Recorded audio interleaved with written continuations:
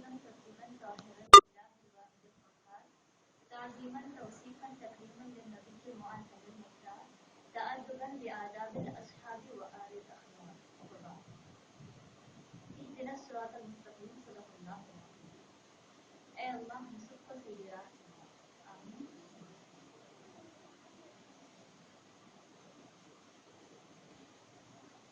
معزز سامعین، معزز ناظرین، آج میں آپ لوگوں کو پردے کے حوالے سے ایک عظیم پیغام دینا چاہتی ہوں کہ پردہ ہم عورتوں کے لیے کتنا ضروری ہے اور کیوں ضروری ہے. یہ پیغام میں دینا چاہتی ہوں. نہایت کی توجہ کے ساتھ ضرور سنا. پہلے تھوڑی سی توجہ دینا. ہمارا کلمہ کیا ہے؟ لا الہ الا اللہ محمد رسول اللہ. یہ ہمارا کلمہ ہے. اور میرے استاد محترم جو ہمارے اسلامک انفارمیشن سینٹر کے بانی و سرپرست ہیں، ان کے درس میں 12 مرتبہ وہ یہ کہتے ہیں کہ جب بھی کلمے کے حوالے سے ذکر ہوتا ہے، کلمے کا جب تذکرہ ہوتا ہے لا الہ الا اللہ محمد رسول اللہ، تو وہ یہ ضرور فرماتے ہیں کہ ایمان جاننے کا نام نہیں بلکہ ایمان ماننے کا نام ہے. جاننا ایمان نہیں بلکہ ماننا ایمان ہے. اس کی چھوٹی سی مثال، جانتے تو کافر بھی ہے کہ ہم مسلمان کلمہ پڑھتے ہیں، ہم مسلمان نماز پڑھتے ہیں، ہم مسلمان قرآن پڑھتے ہیں، زکوٰۃ دیتے ہیں، حج کرتے ہیں. یہ جانتے تو سب ہندو بھی ہیں، لیکن ہم انہیں مومن نہیں کہتے. کیوں؟ وہ مانتے نہیں ہیں. ہم ماننے کی بنیاد پہ عمل کرتے ہیں، اس لیے ہم مسلمان ہیں، مومن ہیں الحمدللہ. لیکن وہ جانتے ہیں، مانتے نہیں، اس لیے وہ مومن نہیں ہے. تو ایمان کا تعلق جو ہے جاننے سے نہیں ہے بلکہ ماننے سے. اب دیکھیے، یہ قرآن پاک اللہ کا کلام ہے جو رسول اعظم صلی اللہ علیہ وسلم پر نازل ہے. اس پہ ہمارا ایمان ہے کہ یہ اللہ کا کلام ہے. قرآن پر ایمان ہے، اس کا مطلب یہ ہوا کہ قرآن کے تمام احکامات پر ہمارا ایمان ہے. جو اللہ نے ہمیں حکم دیا ہے قرآن میں، تمام احکامات پر ہمارا ایمان ہے. ان تمام احکامات میں اللہ کا ایک اہم حکم ہم عورتوں کے لیے وہ ہے پردہ کرنا. کہ اللہ کا ہم عورتوں کو دیا ہوا ایک اہم حکم ہے پردہ کرنا. آپ نے جلسوں میں، تقاریر میں، اجتماعات جہاں خواتین کے ہوتے ہیں، 12 مرتبہ سنا ہوگا کہ پردے کے حوالے سے ضرور تذکرہ ہوتا ہے. اگر 2 روزہ اجتماعی کانفرنس بھی ہو تو وہاں پردے کے حوالے سے ضرور تذکرہ ہوتا ہے کہ ہم عورتوں کو پردہ کرنا چاہیے، ہم عورتوں پر پردہ فرض ہے. قرآن پاک میں اللہ نے فرمایا کہ عورتوں پر پردہ کرنا ضروری ہے. یہ ساری چیزیں سنتے ہوئے ہیں، لیکن ہم نے اس کو جانا ہے، مانا نہیں. یہ اس لیے میں بول رہی ہوں کہ اگر ہم مان لیتی، اگر ہم جو سنی ہوئی بات کو مان لیتی، تو آج جو ہمارے معاشرے میں بے پردگی کا جو سلسلہ ہے، بے پردگی کا جو رجحان ہے، وہ بڑھتا نہیں. کیونکہ جب بندی کوئی بات کو مان لیتی ہے، اللہ کے کسی حکم کو مان لیتی ہے، تو اس پہ عمل پیرا ہو جاتا ہے. یعنی عمل شروع کر دیتے ہیں. ٹھیک ہے، اگر ہم مان لیں تو بہت اتنی زندگی میں بھی کبھی نہ کبھی تو ہم نے سنا ہوگا پردے کے حوالے سے، لیکن صرف جان لیا ہے کہ قرآن میں اللہ نے فرمایا کہ عورتیں پردہ کریں، لیکن مانا نہیں. اسی لیے تو آج ہمارے معاشرے میں بے پردگی کا رجحان بڑھتا جا رہا ہے. ہماری لڑکیوں میں، ہم عورتوں میں بے پردگی کا سلسلہ بڑھتا جا رہا ہے. کس بنیاد پر؟ صرف جانے رکھے، مانے نہیں ہے، اس بنیاد پر. اب میں قرآنی دلائل تو پیش کروں گی، ضرور پیش کروں گی، لیکن اب اس کو جاننا نہیں ہے بلکہ ماننا ہے. کیونکہ جانی ہی رہیں گی تو پھر عمل نہیں کر سکیں.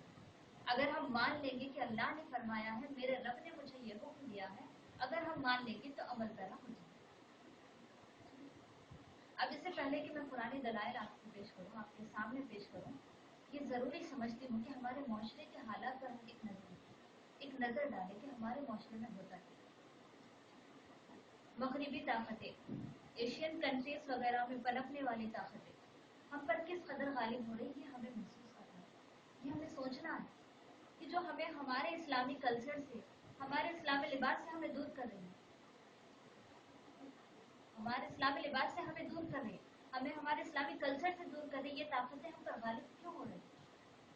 کیوں ہم پر غالب ہو رہی ہیں؟ ہم سے قبل خواتین کا لباس کیسا تھا؟ آج ہمارا لباس کیسا ہے؟ ہم سے قبل خواتین کا پردہ کیسا تھا؟ आज हमारा पर्दा कैसा है। बस इसमें जो डिफरेंस है, इसमें जो चेंजिंग है, इसे हमें महसूस करना है। हम जो जेवरात पहनते हैं, हम औरतों का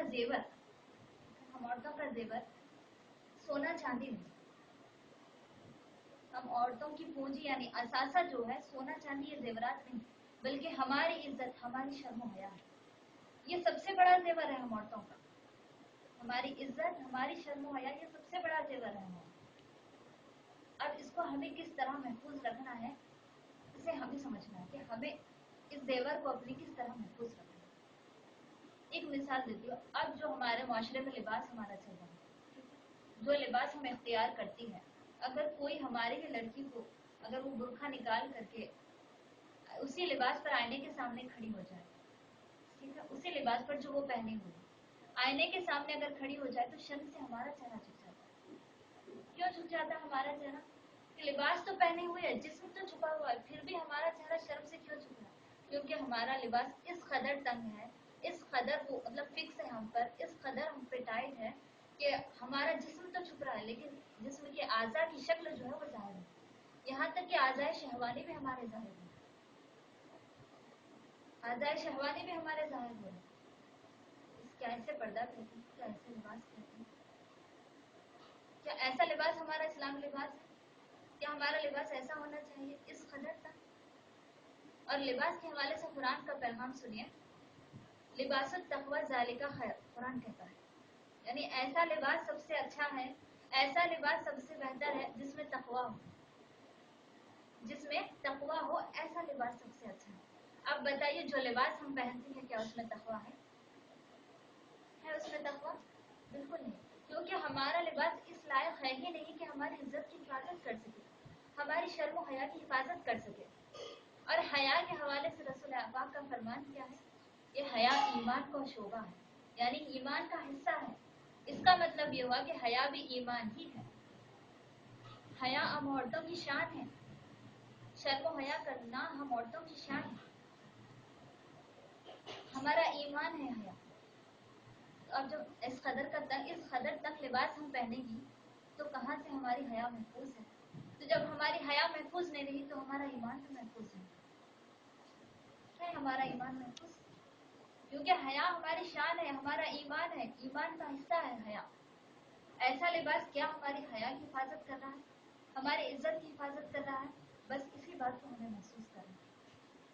यह लिबास जो हम इख्तियार कर रही है, हर साल जो नया लिबास निकलता है, जो हम खरीदती हैं, हमें सोचना ये चाहिए। अब ठीक है, हम लिबास खरीदने के लिए जाती हैं मार्केट वगैरह, ठीक है, कोई नया लिबास खरीद कर भी लाती है और पहनती है, तो बताइए क्या हमारी नीयत में ये होता है कि इस लिबास से मेरी इज्जत, मेरी शर्म हया महफूज रहे, या फिर हमारी नीयत में ये होता है कि इस लिबास में मैं सबसे अच्छी नजर आऊँ? बताइए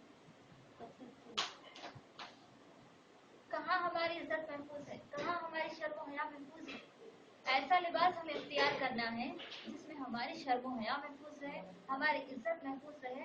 ऐसा लिबास है जो हमारा तक़वा वाला लिबास, जो कुरान कहता है, ऐसा लिबास हमें इख्तियार करना है।